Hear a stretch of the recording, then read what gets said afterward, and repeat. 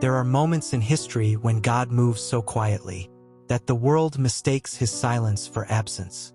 No fire, no parting seas, no angelic armies marching across the sky. Just a whisper, just a nudge, just a divine footprint left in a dark hallway where only the desperate are looking. This is one of those moments. A kingdom swollen with arrogance. A king whose pride sat higher than his throne. An empire where cruelty dressed itself as law.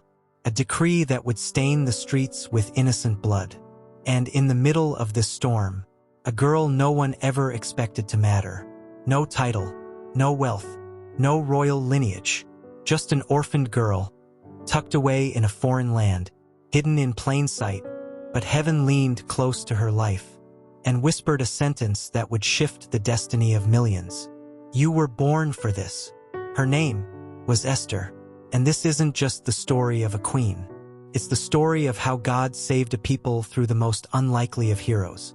Before palaces, before servants, before jewels and crowns and royal robes, there was simply Hadassah, a name that meant myrtle, a small shrub that grew in the quiet margins of the earth.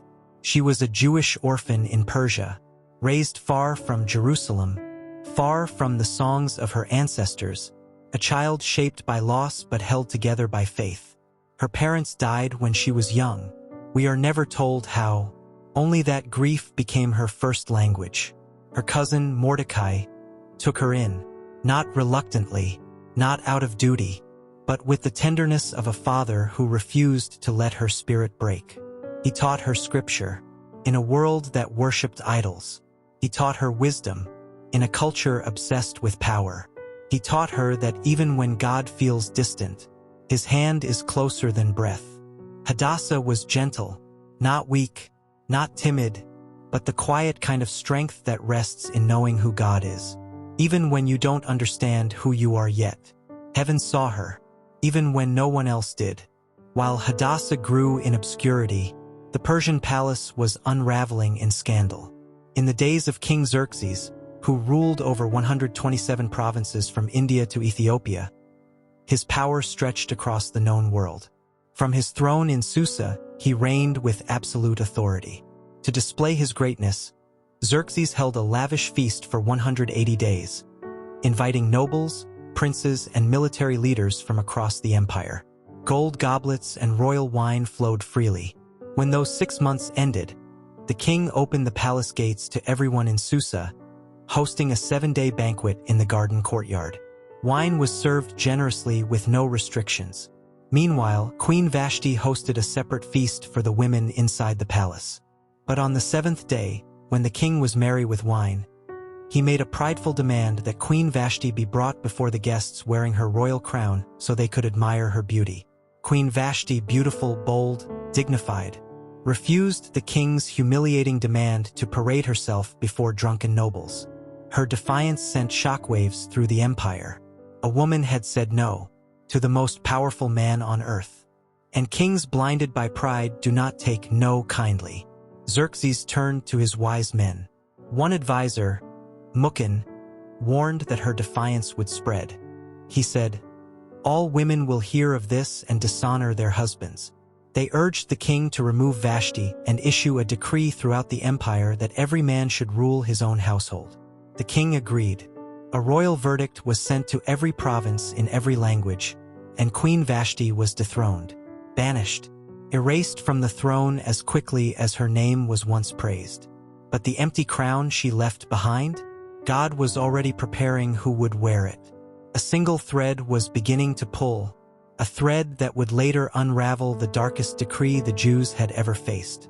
Not for honor, not for opportunity, but to be inspected, displayed, and chosen like property. As time passed, King Xerxes' anger faded, and he began to reflect on Queen Vashti, her beauty, her bold defiance, and the decree that banished her. Sensing the king's mood, his advisors proposed a solution. Let beautiful young virgins be brought from every province. After beauty treatments, the king can choose a new queen to replace Vashti. The king agreed. A command spread across the empire, 127 provinces. Bring the most beautiful young women to the palace. Homes shook with fear when soldiers arrived. Young women cried as they were taken. Mothers clung to daughters they might never see again. And then the knock came to Mordecai's door. Hadassah, the orphan, the overlooked, the quiet one, was chosen, not by kings, not by power, but by divine orchestration. Mordecai's final words before she left held both love and warning. Do not reveal your people or your birthplace. Not yet. Not out of shame. Out of strategy. God's timing is a weapon. She walked away with trembling steps, but with obedience anchored deep in her soul. Esther was taken to the palace and placed under Hegi, the keeper of the women. The palace was a different universe. A place where beauty was currency, ambition was poison, and survival depended on more than appearance. Girls whispered in jealous corners. Some cried themselves to sleep. Some schemed and sabotaged. Some already carried brokenness disguised as confidence. She greeted everyone kindly. She listened more than she spoke. She didn't flaunt. She didn't strive. She simply lived with grace. The kind you can't teach. The kind God plants. And grace attracts favor. Haggai, the eunuch in charge, noticed something divine in her demeanor. He moved her to the best rooms, gave her the best treatments, provided the best food. Not because she demanded attention, but because heaven was positioning her step by step. Character lifted her, where beauty alone never could. 12 months. 6 months soaked in oil of myrrh, a scent used for purification. 6 months drenched in perfumes and cosmetics, each designed to make a woman unforgettable. But while others focused on appearance, Esther's real preparation happened internally. She fasted, prayed, reflected, listened, waited. God wasn't preparing her to look like a queen. He was preparing her to act like one, speak like one, stand like one, fight like one. Heaven was sharpening a sword wrapped in silk. Girls were escorted one by one to the king. They went in weighted with jewels, drenched in gold, walking like peacocks fighting for survival.